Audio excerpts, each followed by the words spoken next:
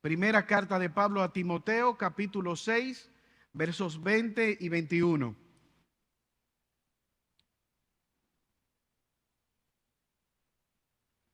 Tienes una Biblia, la puedes abrir, tienes un dispositivo, léelo con nosotros y guárdate de las notificaciones de WhatsApp que no te vayan a distraer en esta mañana. Encargo final de Pablo a Timoteo, versículo 20. Oh Timoteo, guarda lo que se te ha encomendado, evitando las profanas pláticas sobre cosas vanas y los argumentos de la falsamente llamada ciencia, la cual profesando algunos se desviaron de la fe. La gracia sea contigo. Amén. Acompáñame en esta mañana, ahora, para presentarnos delante del Señor. Señor, una vez más venimos delante de tu presencia, dándote gracias, oh Padre eterno, por tus misericordias para cada uno de nosotros. Gracias, oh Dios, porque por tu misericordia hoy podemos estar en pie en este lugar. Por tu gracia inmerecida podemos respirar, alimentarnos, caminar. Gracias, oh Dios, por Jesucristo, nuestro glorioso Salvador. Te queremos presentar este tiempo de proclamación de tu palabra. Asiste al predicador. Líbrale, Señor, del error. Dale la capacidad de poder proclamar tu verdad con claridad, con autoridad. Ten misericordia de los oyentes, en especial de los que no te conocen, que puedan ser traídos a novedad de vida, que puedan confesar a Cristo como su único y suficiente Salvador. Háblanos, oh Dios, danos la disposición de obedecerte y que al final de todo lo hablado tu nombre pueda ser exaltado, porque te lo pedimos por Jesucristo. Amén. Una de las cosas que nosotros podemos ver en estos últimos tiempos, en esta época, es una tendencia a una profesión, si se quiere, o una cultura. Y es la cultura o la profesión de los creadores de contenidos.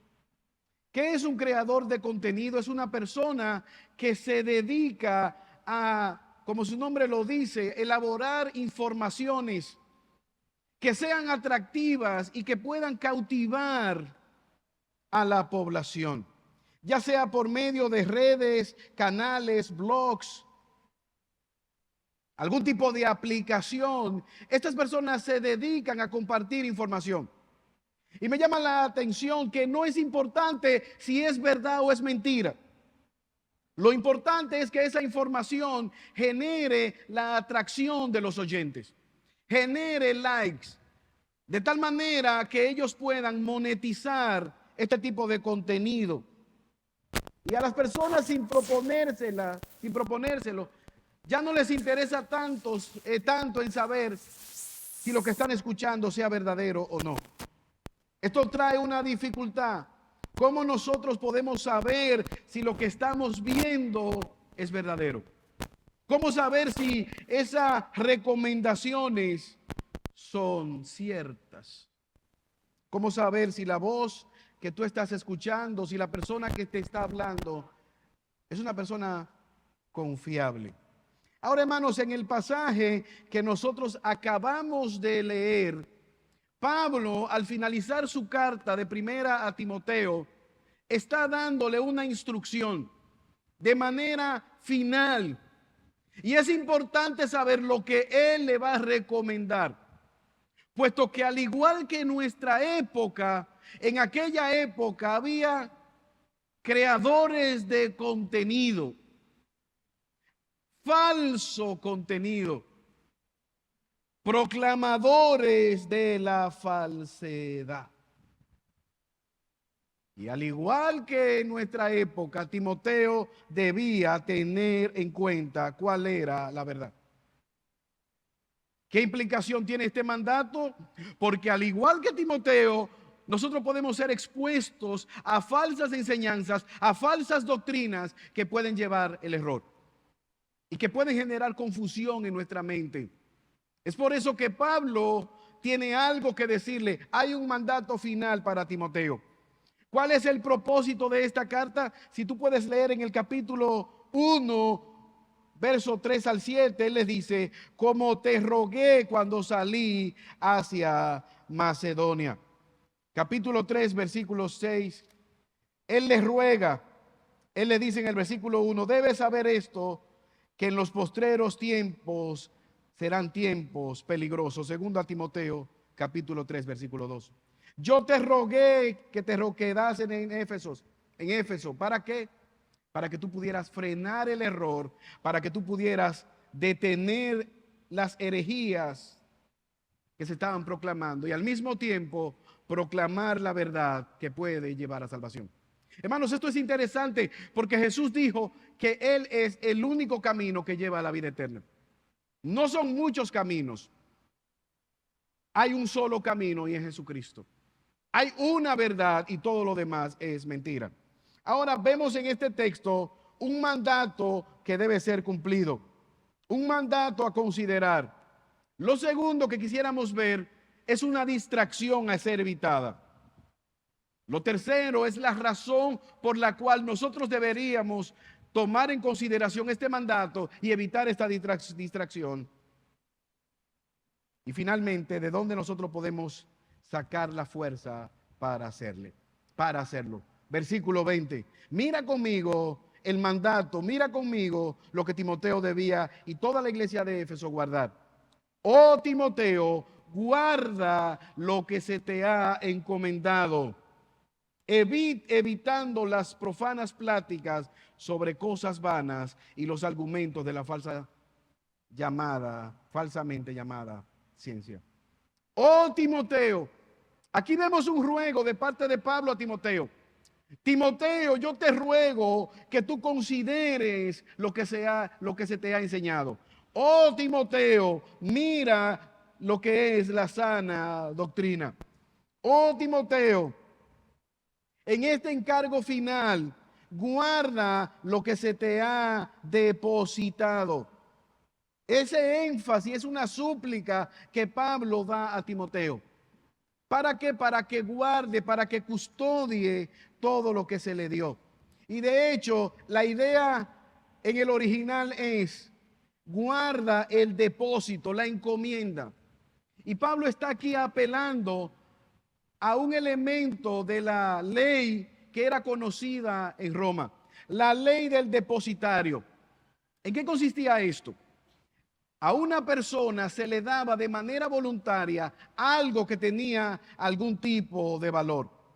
¿Para qué? Para que esta persona los custodiara.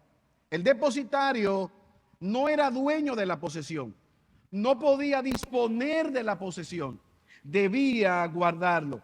No tenía derechos legales sobre la posesión. De manera voluntaria, él se comprometía a guardarlo. Pablo dice, Timoteo, como heraldo de Dios, se te ha depositado, se te ha confiado algo. ¿Qué es ese algo? Pablo no lo deja al azar. Ese cúmulo de enseñanzas que Timoteo había aprendido, había escuchado, no solamente en la vida de Pablo, también él apela al testimonio de su madre y de su abuela. Timoteo, recuerda que tú eres un depositario. Se te ha confiado. No puedes modificarlo, no puedes cambiarlo, no puedes retorcerlo. ¿Cuál era la implicación en este contexto? Habían ya falsos maestros que se habían insertado. De hecho, en el texto que leyó nuestro hermano José Manuel al inicio, en Hechos 20, Pablo advierte a Timoteo y les dice, conjuntamente con los pastores de aquella región de Éfeso, vendrán lobos rapaces que no tendrán misericordia del rebaño. Y Pablo le dice, de ustedes mismos ya hay algunos que van a apostatar la fe. Esta profecía, esta advertencia se está cumpliendo y es por eso que Pablo le dice, Timoteo, guarda las sanas palabras.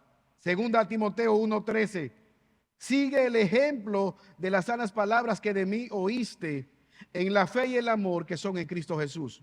Guárdalas por el Espíritu Santo que mora en nosotros, el buen depósito que se te ha confiado. Pablo le dice, más adelante cuida ese depósito. Hermanos, esto cobra repercusiones para nosotros al día de hoy. ¿Sabes por qué? Porque lo que Pablo le está diciendo a Timoteo es que nuestra fe es una fe histórica. Esto no fue que se lo inventó. De hecho, yo te puedo dar una sugerencia. ¿Tú quieres saber si un libro es bueno? Si vale la pena leer un libro. Antes de leerlo, tú te puedes ir a la parte final del libro y ver si tiene bibliografía. Si un libro no tiene bibliografía, es única invención del autor. Eso se lo inventó el autor. ¿Por qué? Porque, hermanos, prácticamente todo está descubierto. Pero hay algo que nosotros tenemos que considerar. Nuestra fe es una fe histórica. Nuestra fe está nosotros estamos parados sobre los hombros de hombres y mujeres que fueron fieles, empezando por Pablo, pasándolo a Timoteo y a cada uno de los hombres y mujeres que han proclamado la verdad del evangelio hasta llegar a nuestra era. Por lo tanto, el mandato que Pablo da a Timoteo y a nosotros es a ser fieles, no innovadores, no creativos con la palabra de Dios, es a aferrarnos a la verdad una vez proclamada. Por lo tanto, la verdad de Dios no se cambia, no se modifica, no se le hace un update, no se actualiza. ¿Qué debemos hacer? Lo que Pablo le está diciendo a Timoteo: guarda esa verdad, atesórala, defiéndele sin añadir. Al igual que Timoteo, como pastor de esta iglesia, los pastores, los líderes y la iglesia en sentido general debe velar para que se le predique esa sana doctrina, esa verdad inalterable. ¿Por qué? Porque hay un gran peligro. Jesús dio una advertencia. Vosotros sois la sal de la tierra. ¿Qué hace la sal en un contexto donde no había neveras? Preserva, conserva, da sabor. Jesús, al compararnos con la sal, está diciendo que nosotros conservamos, preservamos la verdad y al mismo tiempo la exponemos en un mundo que está espiritualmente en estado de putrefacción. Ahora Jesús hace una pregunta: ¿qué pasa si la sal se desvanece? ¿Qué pasa si la sal pierde la capacidad de salar? ¿Con qué podrá ser salada de nuevo? ¿Qué pasa cuando la iglesia se parece al mundo y no hay ninguna diferencia? ¿Qué pasa cuando olvidamos el propósito de la verdad que nos ha sido conferida para ser columna donde se engancha la verdad? Jesús dice que la sal que no sala servía para una cosa: bachear los caminos, tapar hoyos, porque está contaminada y no sirve para nada. Hay un principio que nosotros debemos asumir aquí. Es el principio de conocer las Escrituras para vivirla y al mismo tiempo proclamarla. Lucas capítulo 24, versículo 27. Jesús, camino a Emaús, se le aparece a estos discípulos y el texto nos dice que Jesús, con las mismas Escrituras, comenzó a darle testimonio a estos dos discípulos. Desde Moisés, desde el Antiguo Testamento, los profetas y todas las Escrituras que hablaban de él, enseñándoles acerca de la verdad que ya le había sido confiada. Y Jesús le dice: duros de cuello, duros de cerviz, tardos para entender. Es decir, hermanos, que al igual que Timoteo, Jesús quería que ellos entendieran las Escrituras. ¿Para qué? Para poder vivir por ellas y no estar desalentados como estos discípulos camino a Emaús. Ahora, hermanos, ¿dónde nosotros encontramos este depósito de la fe?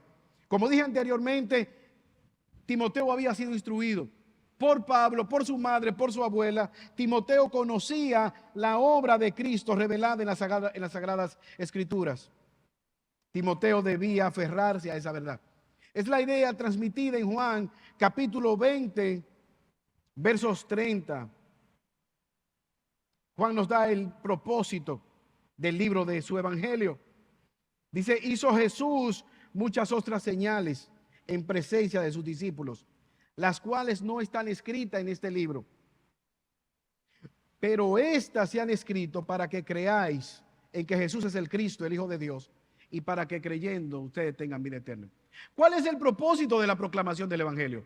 ¿Cuál es el propósito de estar en un lugar como este? Juan dice que movido por el Espíritu Santo, él escribió el Evangelio para que ellos pudieran ver que Jesús es el Mesías, que Jesús es el Cristo. ¿Y qué hacemos con esto? Podemos entonces vivir para su gloria, creyendo en Él. Y si tú estás aquí y no eres creyente, el objetivo es que tú puedas rendir tu rebelión hacia Cristo, confesando que eres un pecador y clamando por misericordia. ¿De qué te vale saber todos los coros, todos los himnos que se cantan en esta iglesia? ¿De qué te vale estar en un grupo de creyentes como este? ¿De qué te vale saber que Jesús es el Cristo si no vienes a Él en fe y arrepentimiento? Si no vives para su gloria, si no le estás obedeciendo. Es como aquel fariseo llamado Nicodemo que puede confesar: nosotros sabemos que tú vienes de Dios. ¿Por qué? Porque mira, todas estas señales, todas estas profecías que están, dicho sea de paso, profetizadas para el Mesías, se cumplieron en ti. La pregunta: ¿y por qué no vienen a mí para que yo les salves? O sea que no es un intelectualismo, no es un mero conocer a Dios, es un conocer para obedecer, es un conocer para arrepentirme. Y alguien decía justamente en la clase de membresía esta mañana, ¿qué le llamaba la atención? Que a veces personas decían: lo que pasa con el cristianismo es que prohíbe muchas cosas. Y a mí me gusta un traguito social por aquí, una segunda base por allá. Por eso que yo no soy cristiano. Entonces ahí le decíamos, lo que sucede con el incrédulo, y sucedió con nosotros en algún momento de nuestra pasada manera de vivir antes de conocer a Cristo, es que el problema no es por falta de conocimiento, es por amor al pecado. Lo que esa persona está diciendo, que a pesar de conocer que eso es pecado, que a pesar de saber que debe venir a Cristo en fe y arrepentimiento, él ama más o ella ama más esa condición de pecado. Es aquella persona que te dice: yo sé que ese es el camino, casi estoy ahí. Yo te felicito por caminar así. Yo he visto el cambio de Dios en tu vida. La pregunta: si tú sabes que ese es el camino, vámonos. Caminemos juntos en la luz. Caminemos en la verdad. Espérate, yo te aviso.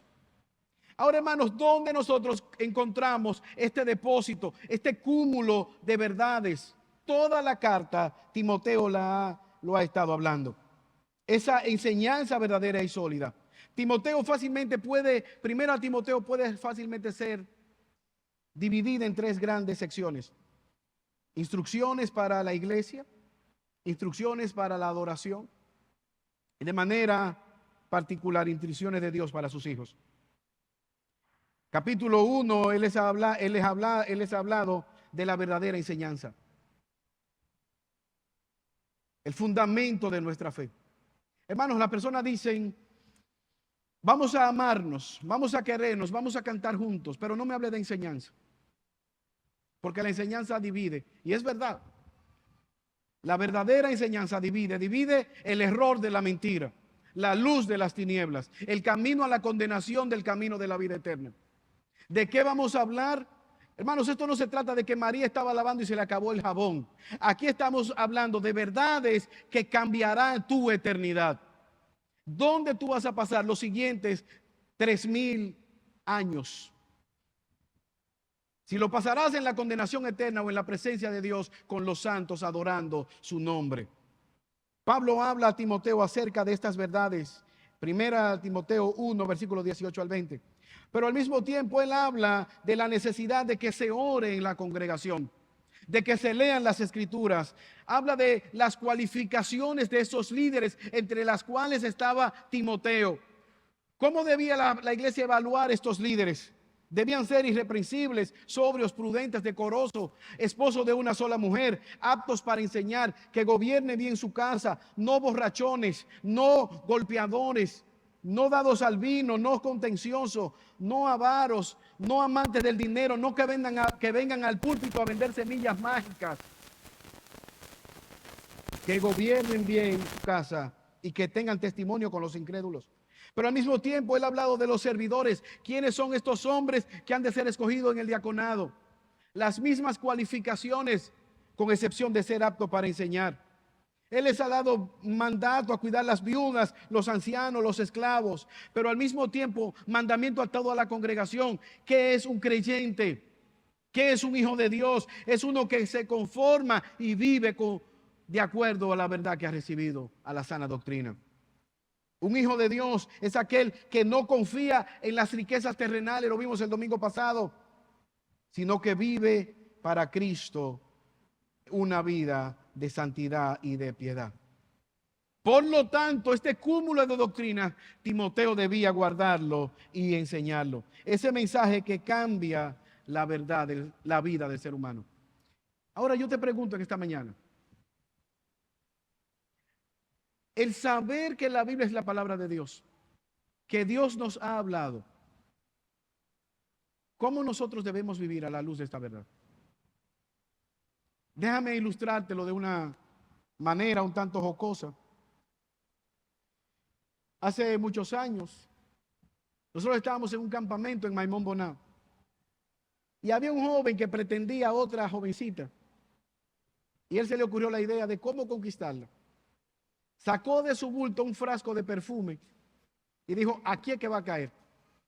Literalmente se vació este frasco de perfume. Y cuando se le acercó a la joven, él no sabía que ella era alérgica. Le dio una rinitis que ella pasó el campamento entero haciendo dos cosas.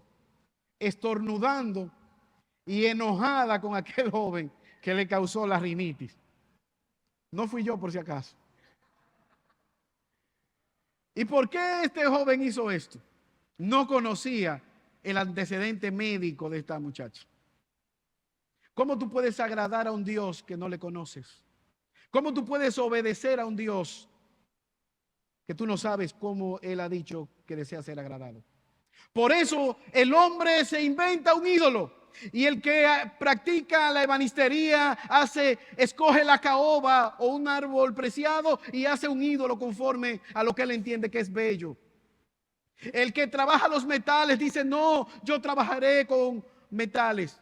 El de la madera escoge una madera preciada. El que trabaja con metales quizás oro y hace un ídolo. El que trabaja con el barro hace algo valioso con el barro. Y por eso usted puede ver que en toda la cultura hay un común denominador. Los ídolos. Es el hombre tratando de llegar a Dios. Pero Dios dice, eso no es necesario. Yo no resisto la idolatría. ¿Por qué? Porque ya yo me he dado a conocer. Me he dado a conocer en la creación, pero también me he dado a conocer en las Escrituras. ¿Cómo puede un hombre ser salvo? Pablo le dice a Timoteo, desde la niñez tú has conocido las sagradas escrituras, las cuales te pueden hacer sabio para la vida eterna. La pregunta es, en esta mañana, ¿qué tan deseoso tú estás de que se te predique la palabra de Dios? ¿Qué tanto tú deseas que alguien se pare en este lugar y te predique la Biblia? ¿Qué tanto tú amas las escrituras? Pastor, mire, yo la amo tanto que yo ni la toco. Así misma como va a la iglesia, así mismo se queda la semana entera. Después del culto de esa Biblia yo no le pongo la mano. Para mí es sagrada. Y no dejo que nadie la toque tampoco. ¿Estás tú honrando las escrituras? No, pastor, yo la tengo abierta en el Salmo 23 para que Jehová me pastoree. ¿Vives por la palabra de Dios? Hermanos, los sentimientos son importantes. Dios nos da sentimientos. Las emociones son importantes. ¿Cuántos de ustedes en algún momento sintió mariposas en el estómago? Pensó que esa era emocionalmente la mejor decisión de su vida, para darse cuenta que había cometido un grave error. Aún nuestras emociones deben ser filtradas por la palabra de Dios. La verdad es importante. Cristo se define como la verdad. La Biblia es la palabra de Dios. La pregunta sigue estando en el aire: ¿cómo puedes amar a un Dios que no conoces? Por eso Timoteo debía guardar este fundamento. Pero al mismo tiempo, no solamente vemos el mandato, que tú y yo debemos guardar y valorar la palabra de Dios. En la edad espiritual que estés, si tú vienes por primera vez, el mandato de Dios para tu vida: confiesa tu pecado y clama por arrepentimiento. El pecado te llevará a la condenación. Ahora, si tú eres un creyente y tienes muchos años viviendo de manera isoeléctrica, espiritualmente hablando, ni frío ni caliente ahí siempre, esta palabra está aquí para que tú puedas conocer las Escrituras, amar las Escrituras y obedecer las Escrituras. No es la voluntad de Dios que tú seas un eterno nuevo creyente.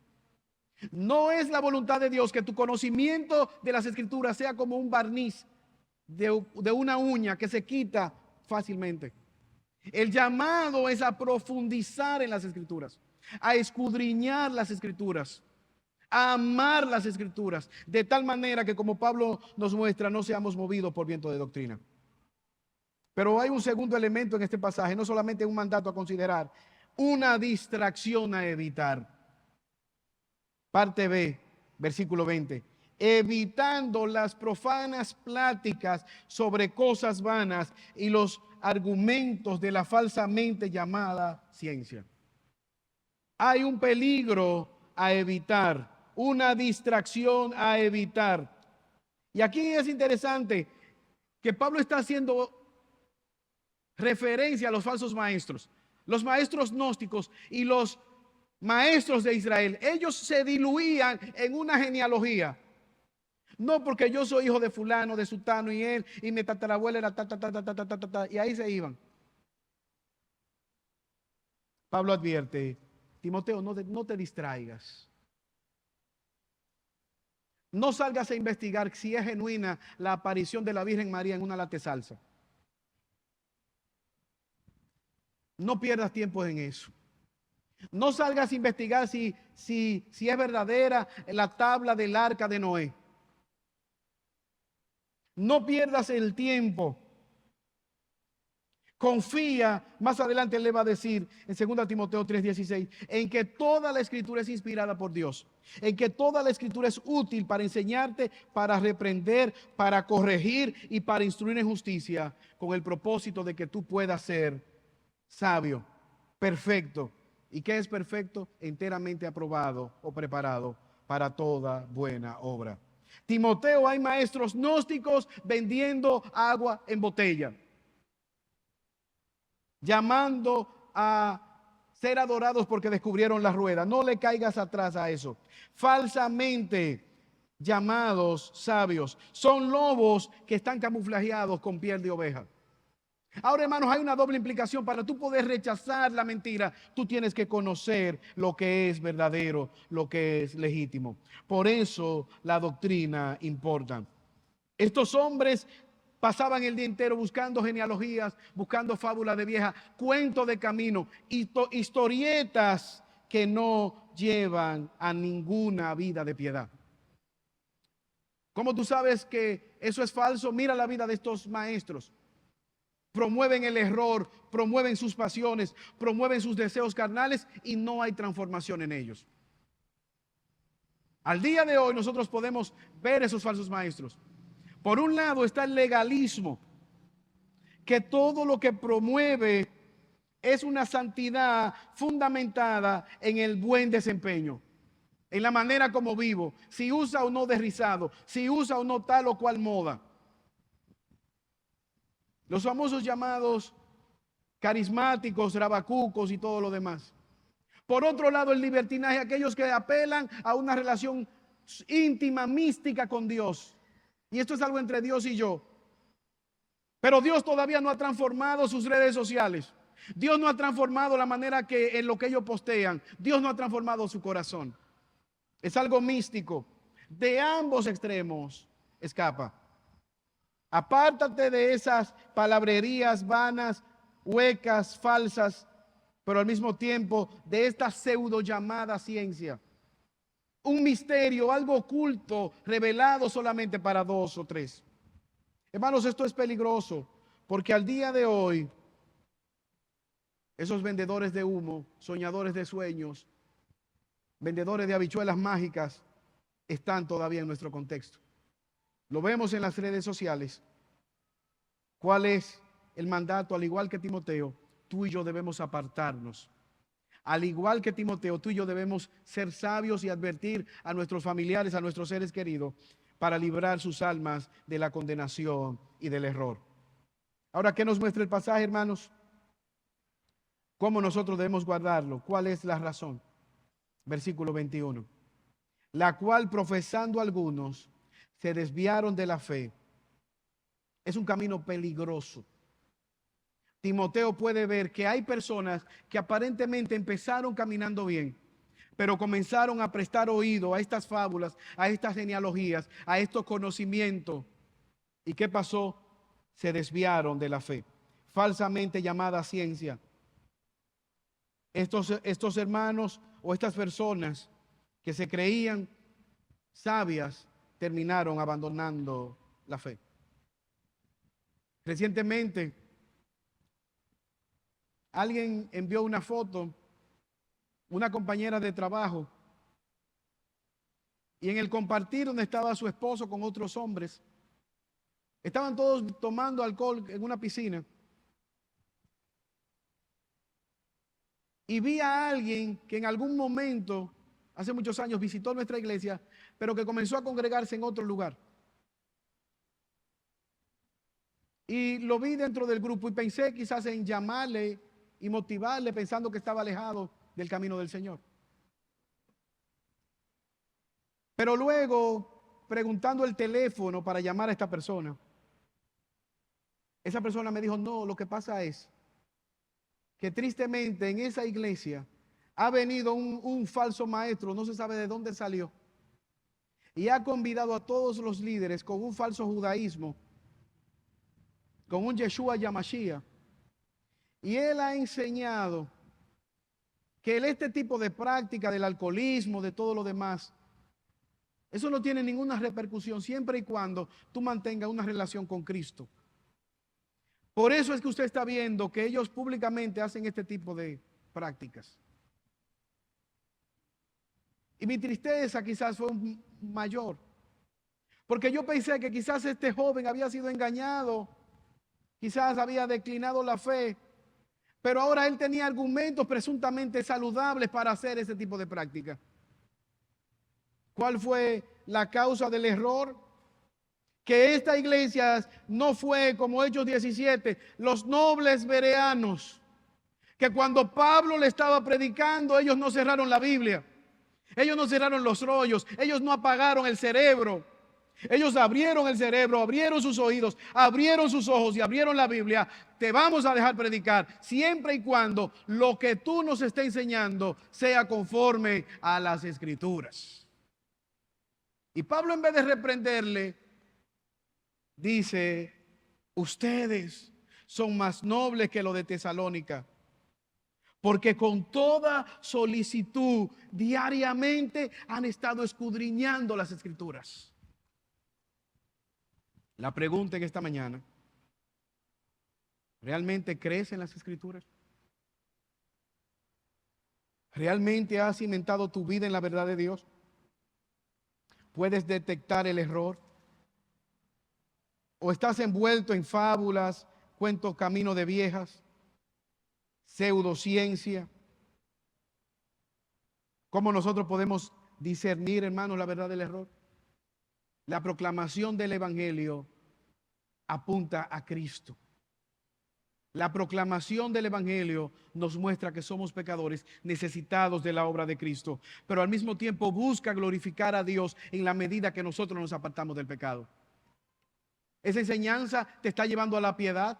Esa amistad te está haciendo crecer a la imagen de Cristo. Cuando tú te juntas en esos grupos con ese tipo de amistades, ¿quieres ser más como Cristo? ¿O por el contrario, el pecado aumenta en tu vida? Hermanos, este es un camino que debe ser valorado, que debe ser atesorado, porque el no hacerlo trae consecuencias. Algunos, dice Pablo, han abandonado la fe. Algunos ya se han apartado de la verdad. Probablemente pensando quizás en Demas, el caso de Demas, que inició como un compañero fiel y termina apostatando la fe. Finalmente, hermanos, ¿dónde nosotros podemos obtener el poder, dónde nosotros podemos tener la fuerza para hacerlo. Versículo 21. La gracia sea con ustedes, la gracia sea contigo.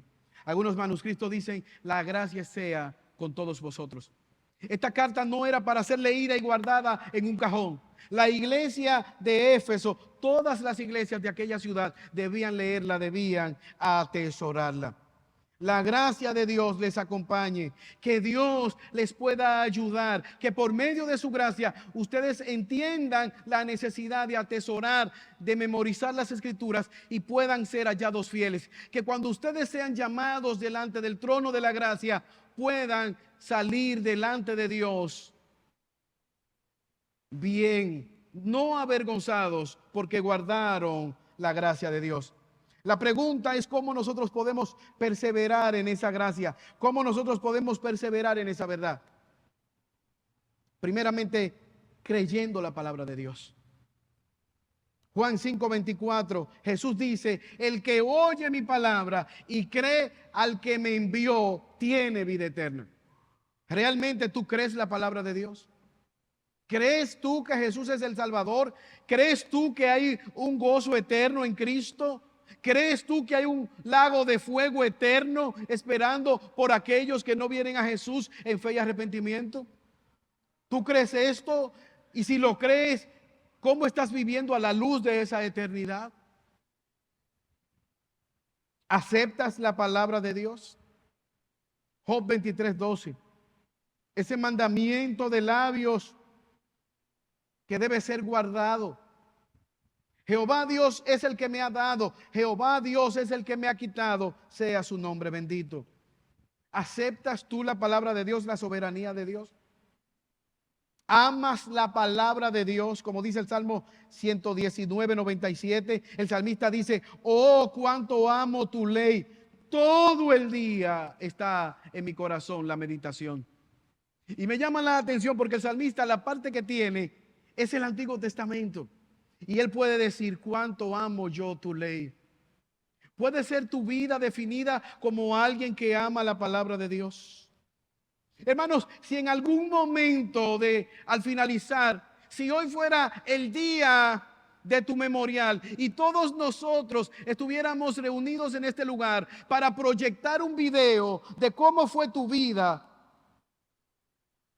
puesto que ya has muerto y quisiéramos recordarte con un video, ¿qué sería proyectado en este video? ¿Qué te definiría a ti? Déjame preguntártelo de otra manera. ¿Sería algo relacionado con la fe? ¿Con el evangelio? Quizás pudiéramos ver muchas fotos de empresa, de emprendimiento, de cocina, de arte, de tantas cosas que ya no tendrán repercusión en la eternidad. ¿Es Dios el que define tu vida? Pueden los demás decir, él es un empleado, él es un buen médico, pero sobre todo es un creyente. Ella es una buena secretaria, pero sobre todo es una creyente que es secretaria. Él es un militar, pero más que un militar es un creyente que trabaja como militar. Él es un arquitecto, pero más que un arquitecto es un creyente que ejerce la arquitectura. Ella es una ama de casa, pero mi mamá fue una creyente que modeló a Cristo en medio de las ollas y los calderos de la cocina. ¿Qué se dirá de ti en tu funeral?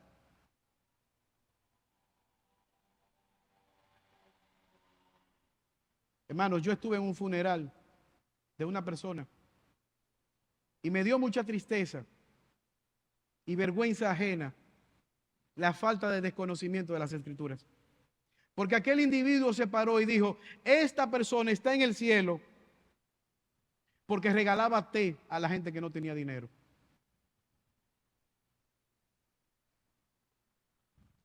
¿Dónde dice las Escrituras que por regalar té tú vas al cielo?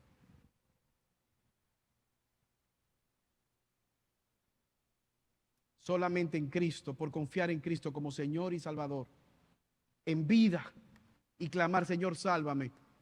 Acuérdate de mí cuando vengas en tu reino. Es la única manera que nosotros tenemos acceso al Padre. Él es el único camino que nos lleva a la vida eterna. ¿Lo crees eso? ¿Crees tú que vale la pena servir a Cristo en esta vida? ¿Crees que vale la pena ser avergonzado porque nuestra confianza está en uno que murió en una cruz hace más de 2000 años? ¿Crees tú que vale la pena ser avergonzado porque estamos esperando que como Él se levantó de la muerte, Él venga por cada uno de nosotros, sea estando vivos o aún muriendo? Él hablará nuestra muerte y nos resucitará. ¿Lo crees? ¿Puedes tú vivir confiando en esa esperanza? Amamos la palabra de Dios, pero al mismo tiempo eso nos lleva a obedecer esa palabra. Alguien preguntó, ¿cómo sé si amo a Dios? Jesús respondió tu pregunta: si me amáis, guardad mis mandamientos. Ama, obedece, proclama la palabra de Dios, predica la palabra de Dios. ¿Qué necesita conocer tus hijos que no son creyentes? ¿Qué necesitan tus amigos de la universidad? ¿Qué necesitan tus vecinos? Conocer a Cristo, aquel que nos ha salvado. Pero al mismo tiempo, defiende la palabra de Dios. Hermanos, si hay personas que no se avergüenzan de su borrachera y la suben en las redes sociales, que si hay personas que no se avergüenzan de su desnudez, de su desfachatez, de su descaro, y hablan abiertamente de cosas que ni pensar, que sonrojarían a cualquiera, hablan libremente de la sexualidad, de la vulgaridad, y promueven esto y reciben el aplauso del mundo, ¿cuánto tú y yo, que proclamamos la santa palabra de Dios, no deberíamos defenderla? ¿Cómo deberíamos perseverar en su gracia? Cree la palabra, acepta la palabra, ama la palabra, obedécela, proclámala, defiéndela, estúdiala. Estudia la palabra para el bien de tu alma, por el bien de tu familia, por el bien de tus hijos. Hermano, tú te imaginas que tú vayas a una sala quirúrgica, como yo decía el domingo pasado, y tú le preguntes al cirujano, ¿usted sabe lo que me voy a operar? Y él te pueda decir, sí, no te preocupes, yo vi un tutorial. Fue en 45 minutos del mejor cirujano del mundo. Ya yo sé cómo operarte. Ese tutorial es bien. Y mira, ya no me tiembla el bisturí. Acuérdate que yo me encargo.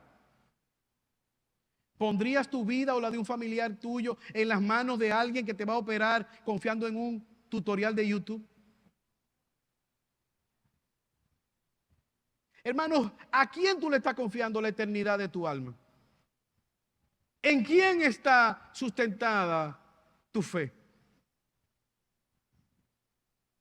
Es mi anhelo que tú digas, yo llegué, yo conocí, yo escudriñé las escrituras y descubrí una joya y descubrí una perla. Motivado por la predicación, inicié a leer las escrituras, inicié a conocer a Cristo, me sumé a ese grupo de membresía, me sumé a ese grupo de estudio bíblico y he madurado en mi fe.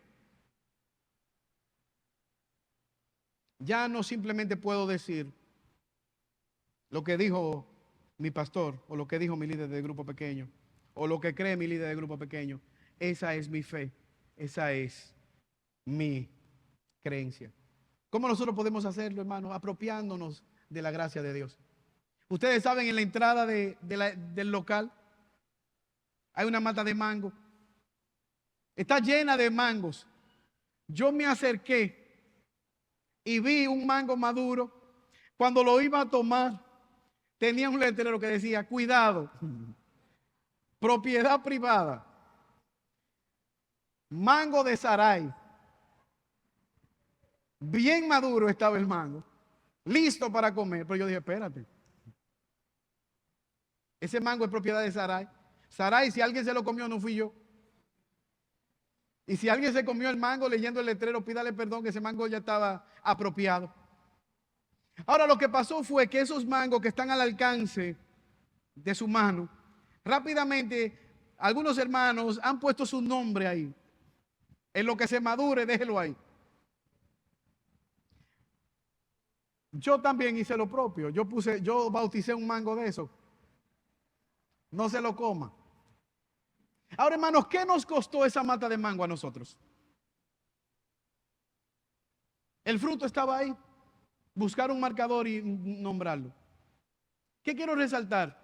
Cuando Pablo está diciendo la gracia de Dios sea con ustedes, está apelando a la obra de Cristo, la vida de Cristo, la obediencia de Cristo, la santidad de Cristo, la cruz de Cristo, la resurrección de Cristo, la esperanza que tenemos en Cristo, la novedad de vida que podemos lograr confiando en el Espíritu Santo y en la obra de Cristo, la esperanza aún más allá de la muerte que tenemos en Cristo.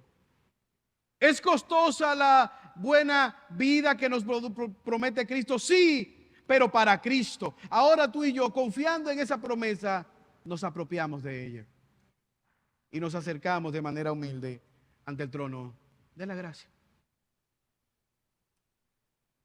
En el día de ayer se estaba llevando a cabo en los Estados Unidos un culto para recordar la vida, el testimonio del pastor John MacArthur. Y uno de los hijos de él, que estaba hablando de su padre, testificó que cuando él tenía 18 años, su papá se le acercó y le dijo: hijo, si hoy fuera tu último día en esta tierra, ¿tú estás preparado para morir? ¿Tú eres un creyente? ¿Puedes ver a Dios sin salir avergonzado?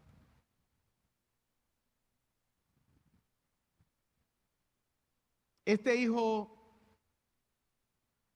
narraba que en los últimos días de su vida, de la vida de su papá, él se le acercó y le dijo: papá, yo quiero hacerte una pregunta. Si hoy fuera el último día de tu vida, ¿tú estás preparado para estar delante de Dios? Y él hacía el aclarando que no era un aspecto escatológico o de pecado. La pregunta que el hijo de MacArthur le estaba haciendo era: ¿ya tú lo has dado todo? ¿Quieres ya volver a la casa de tu padre? ¿Estás preparado ya? Y él dice que con voz débil, entrecortada por la enfermedad, el pastor MacArthur le dijo: sí, ya he predicado, ya no volveré a predicar, no tengo fuerzas, quiero ir a casa. Y dice este hijo que le tocó hacer la oración más difícil, orar para que el Señor llevara a casa a su papá, sabiendo que él había sido un ministro fiel, que él había guardado, al igual que Pablo, al igual que Timoteo, el depósito de la fe. Y ellos, él y su hermano, su familia, hicieron esta oración: Señor, aquí está mi padre, llévale de retorno a tu presencia, llévale a la casa. Y dentro de las últimas palabras, él le dijo a sus hijos: sean fieles, sé fiel. Y proclamó, en la medida que se lo permitió su voz: ¿dónde está, oh muerte, tu aguijón? No siento el dolor de la muerte, la tristeza, la inseguridad. No hay aguijón. ¿Por qué? Porque mi confianza está en Cristo, en sus promesas, en haber confiado en ese depósito que me fue dado y que ahora vuelvo a la casa del Padre y le digo: aquí está lo que me diste. Como un siervo inútil he hecho con tu ayuda lo que tú me encomendaste. Al igual que Pablo, al igual que Timoteo, es el mismo Dios, es el mismo Espíritu Santo que está guiándonos a nosotros. Por lo tanto, esforcémonos, amada iglesia, y al igual que Timoteo, por la obra de Dios, guardemos con fidelidad ese depósito de la fe hasta el último día de nuestra existencia. Señor, gracias por tu palabra. Gracias, Señor, porque tú nos sigues sosteniendo. Gracias, oh Dios, por la vida del apóstol Pablo, por la vida de Timoteo. Guárdanos, oh Señor, sin caída, de manera fiel, que podamos, oh Señor, confiando en tu obra, permanecer hasta el final de nuestra existencia. Porque te lo pedimos por los méritos de Jesús. Amén.